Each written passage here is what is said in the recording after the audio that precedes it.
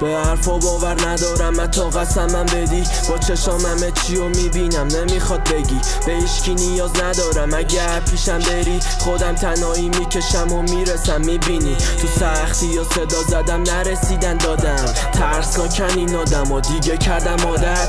رنجی کشیدم شده همه جا مزاحم.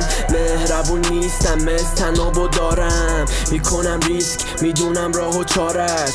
دندونا تیز میخوام بزنن نیش ولی من سر پاهم. تو خوابم بیدارم پیشرفت میکنم هارم. ببخشید مادر اگه اونی که میخوای نیستم واسط. صدم و میذارم فقط واسه خونوادم. صدم میخورم ولی همیشه تو راهم. جنگیدم با زندگی نخواستم چیزی راحت. ترمزو بریدم نمیرم دنده عقب. اونی که قراره زمین بخوره تویی نه من. همه جا ترپه برام میدونم کلی تل است. اینجا زمین بازی منه به پا که بازید ندم.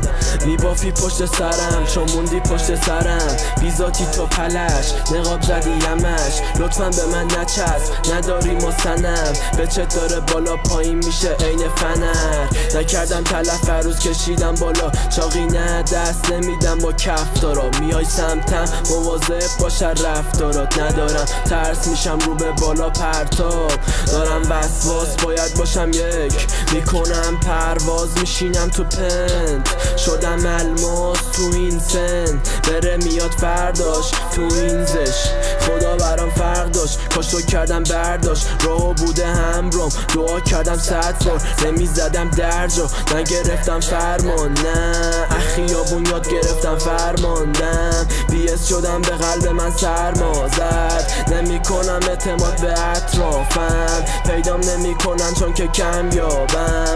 ثابت میشه به اونا که شک دارن. کفشمونم پوش نمیشه اندازت. کانک شدم سری الان یه شربام وصله. همه میگفتن که راد بوم بسته. کوبیدم و ساختم از نو از صفر.